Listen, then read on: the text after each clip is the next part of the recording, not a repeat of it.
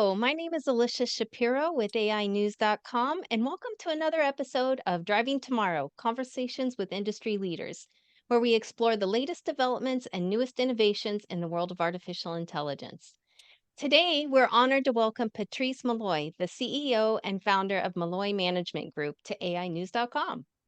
With over 20 years of experience with strategic investment, private banking, wealth management, and strategic advisory, Patrice is a powerhouse in the financial industry. As a profit first professional, master tax strategist, and Gold Sachs Black in Business Fellow, Patrice dedicates her expertise to empowering women of color entrepreneurs. Through her innovative approach to integrative AI in finance, she helps these dynamic leaders achieve financial mastery, scalable growth, and lasting legacies. Today, we'll explore Patrice's unique insights on leveraging AI to transform the financial landscape for women of color and exploring the groundbreaking frameworks and strategies that set Malloy Management Group apart. Thank you for joining us today, Patrice. Thank you so much for having me. I'm looking forward to our conversation. Yeah, me too. All right, we'll just get started.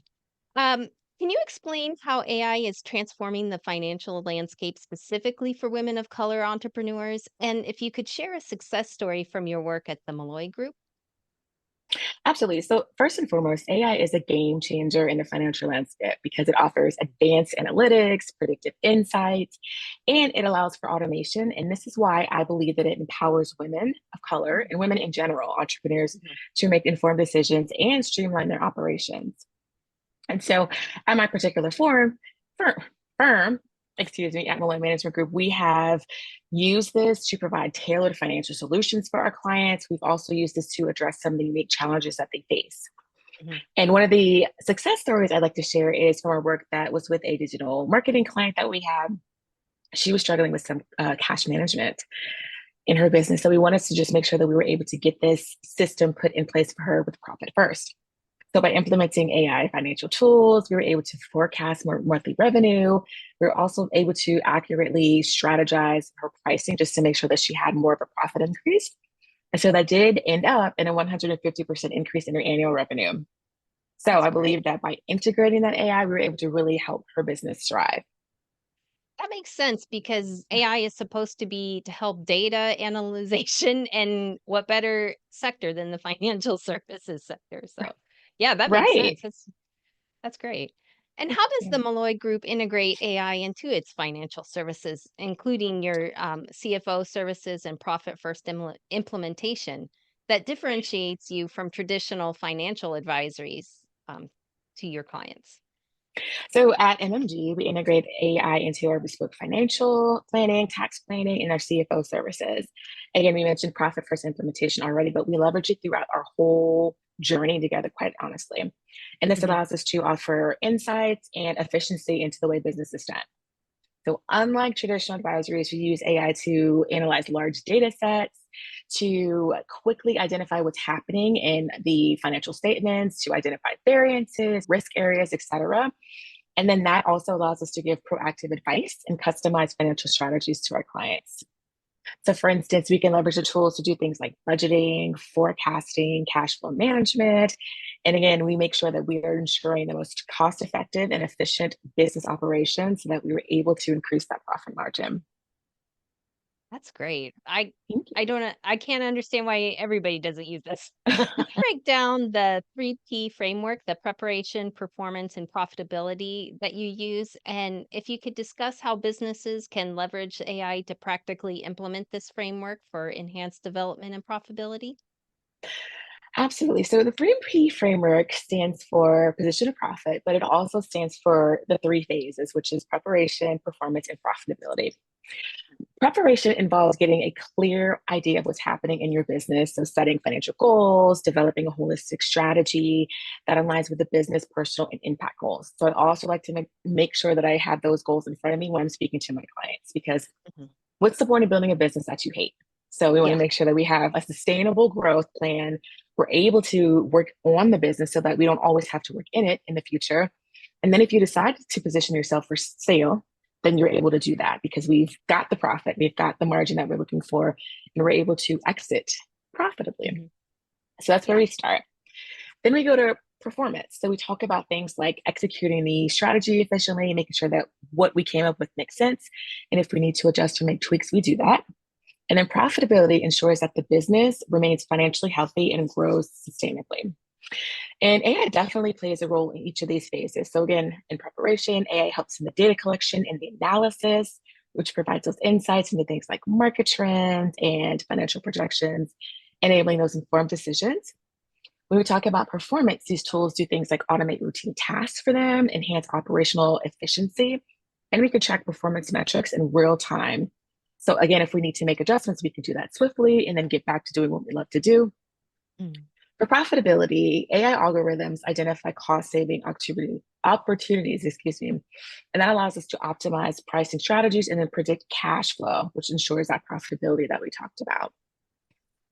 Whew. So, It's a lot. by leveraging Yeah. AI, I know business we implement the 3P framework, we're able to more effectively help our clients and develop more profitability.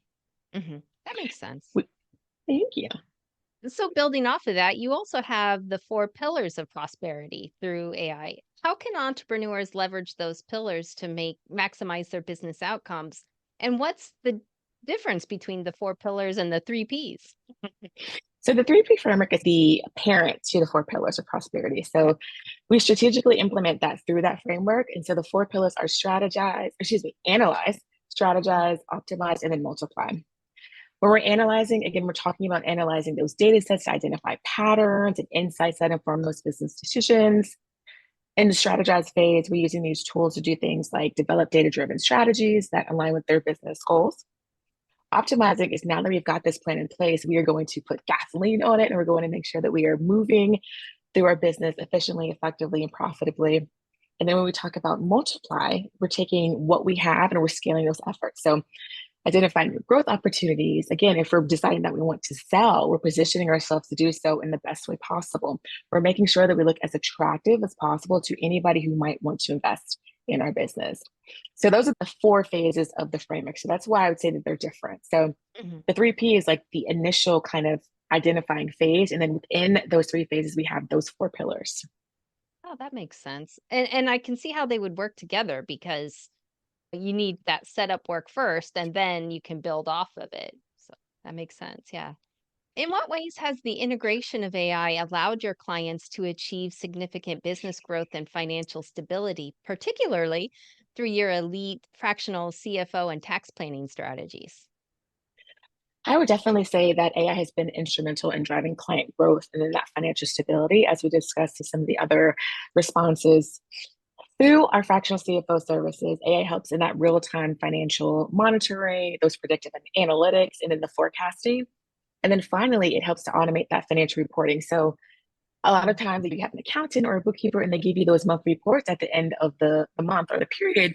But what do we do with those reports, right? You need to Right. understand the information in it to make informed business decisions. So that's what AI also allows us to do. So now that we've gotten the information, I like to create dashboards for my clients so they're able to see what happened. Did we have an influx on cash? Did we have additional expenses that maybe we didn't plan for? And how do we adjust in the months following that make sure that we don't run into those issues? Because you want to make sure that you have cash flow in your business and Mhm. liquidity because it's not if something happens, it's when something happens, and you want to be prepared when you don't need the money, right? Because it's a lot more challenging to get income or funding or something to that effect when you're in a crunch. So we just want to That's make sure true. that we have a plan in place to prevent any of those situations. So it's Yeah. proactive, and that's what I like to say happens with AI when we're doing our CFO services. Yeah. Makes so much more sense to be proactive. But that dashboard sounds really helpful too, because I know in social media and different things like that, some clients, they're like, oh, that's great that our reach is up, but what does that mean? Or Hmm. what does the click through rate mean? And then stuff. So being able to interpret that data is just as important and have it in a way that is useful to the end user I can imagine be very helpful. That's the goal. That's the goal. I want to Hmm. empower them to make decisions without me. So we start together, but Hmm. you don't want them to feel like, oh, now that I understand what's happening, I can make these decisions to progress my business. Yeah, that's great that you help them do that on their own too. It's like you said, empowering them, making them be able to. stand on their own 2 feet. Yes. Yeah. Thank you. And looking ahead, what are your thoughts on the future of AI in finance? And are there any upcoming projects or initiatives that the Malloy Group is working on that you're particularly excited about? So a couple of them. So I think that the future of AI is incredibly promising. I think that this is just like the tip of the iceberg. I Mhm. know some people are a little bit maybe afraid of AI because they don't necessarily understand, or they feel like maybe it's going to take over their jobs. But Yeah. the reality is, you still need human insight. You still need that analysis of what's happening and be able to understand the emotions behind things to still make those decisions and help your clients. So I think that's not going to overtake us. I will Right. definitely say that it will continue to transform finance. I think that as we continue to learn more about it, learn how to create more efficiency and effectiveness in business operations and even in corporations, I think they're really going to grab a hold of it and it's just going to be everywhere. I don't know if you are a fan of Terminator, but back in the day when they had Skynet, I just thought that was amazing. So this is essentially the new day Skynet without the craziness, right? Yeah, without the machines killing us yet. Yeah. Yes, without that, the insights, the predictability, being able to understand, see something before it happens. So Yeah. that's what it is. And that's why I think it's very important to understand and leverage that because you want to be able to plan and then, like you said, make any changes if necessary if something's not working. Yeah. So I absolutely believe that's going to be a game changer. Mhm. In regard to what we have coming up, so that financial dashboard that I mentioned to you, so we have our first couple versions of it, if you will, but I will continue to tweak it and make it better and make it faster and more informative for my clients as we go. And I think it's very important to get their feedback too. Is this something that Mhm. you find helpful? Is there another data set that you need to see? Is there something that you need help with as far as decisions are made? And if so, how do we incorporate that into this dashboard? So that's one of the things that we're working on. And I'm also working on an accelerator. So for those who are not quite ready to work with me one on one, we'll be having our unapologetic affluence accelerator where we still do the same things, the 3P framework and the 4 pillars, but it's in a group setting. So it's community, it's office hours, it's still being to work with other women and leverage them for feedback, for collaboration, for success, for accountability. So those I are the love things that that. we're working on. Thank you. And I just believe that by giving them this information and helping them understand how to no longer operate as a founder, but as a strategic visionary CEO, they'll be able to grow at an accelerated pace. So Exactly. that's what we're working on.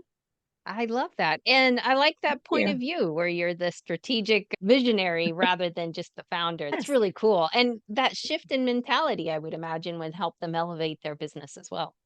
Yes. Thank you. Yeah. That's my hope. Yeah. Sounds like you got a lot in store for women entrepreneurs, and it would be really advantageous for them to take a look at you and your company and see what how they could Yes. work with you because that sounds powerful for sure. Thank you. Thank you. And before we conclude, I'd like to just switch gears a little bit and ask you more of a couple lighter questions to get to know you better. So, when you step away from your work, what are some activities or hobbies that you're passionate about?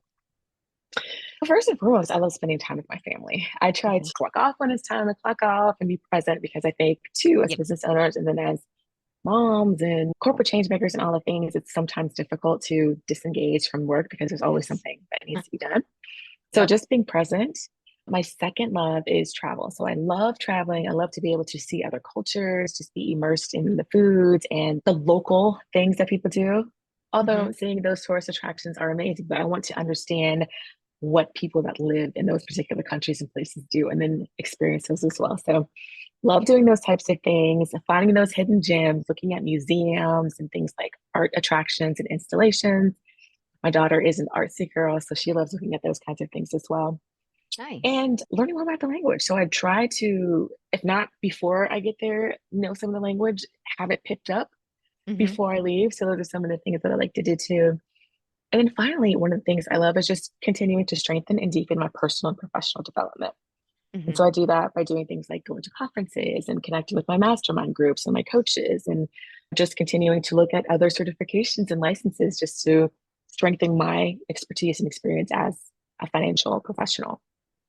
Yeah, that's great. The continuous learning is so valuable, and you don't just graduate and then from college and be like, "All right, I know everything." in the whole future. No. So that's so important. What's your favorite area to travel? What's been your favorite place? Oh gosh. I love Africa. I love Europe. We actually lived in Egypt when I was a young girl before a teenager. I love that area. I want to go to the Seychelles and to Durban, South Africa. So that's on my bucket list of places to go. And I also want to go to Tahiti. Oh, nice. Yeah, that Yeah. sounds awesome. And finally, what advice would you give to women entrepreneurs who are aspiring to start or grow their business in the financial sectors, particularly in leveraging AI for success? I would say to start. I know we Mhm. talked about being early adopters. I think when you're an early adopter to something, you have a lot more insight, Yep. access, resource, you have the ability to shift, and you really have the ability to kind of mold those types of tools into your business just to make sure that you are providing great advice, great strategies, great information frameworks, etc. So I think that's very important. I would also say not to be afraid. I know Mhm. sometimes we have that kind of like voice in the back of our heads that says, don't do that. We don't fully understand everything. But Mhm. I believe that's the best time because then you have the opportunity to, again, immerse yourself in what's happening, learn more, connect with people who have had a little bit more experience than you have, and really Yep. just make it your own.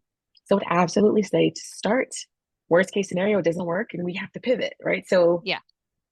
that's okay. And Mhm. it's not a failure, Exactly. it's a learning lesson, right? That's what I would definitely recommend or say as far as advice is concerned for entrepreneurs. I love that. That's such great advice. And I think I use that too in my life because I, yeah, there's plenty of reasons to say no to something or to go, "Oh, Mhm. I don't know if I should jump in." But what if what if works? Yes, What if it worked? That's the exciting thing for me is if you don't ask or if you don't try, then the answer is always going to be no. So absolutely. why not try just to see what happens? And if it works, and now you're successful. Hmm. That's true. I always approach it with that it's going to work. Like I have no Yeah. doubt that it's going to work. Yeah. So it's like what's going Exactly. to come Yeah. from this? That's Mm, right. Thank you, Patrice, for joining us today mm. and sharing your insights on the power of AI in finance, particularly for women of color entrepreneurs. It's been such a pleasure learning about your innovative approaches to integrating AI in finance and your journey as a leader in the industry. For more information about Patrice and the Malloy Group, please visit their website. Check them out. It's so cool. It's the Malloy Group, or sorry, malloygroupinc.com. And keeping you connected to tomorrow, this is Alicia with AInews.com.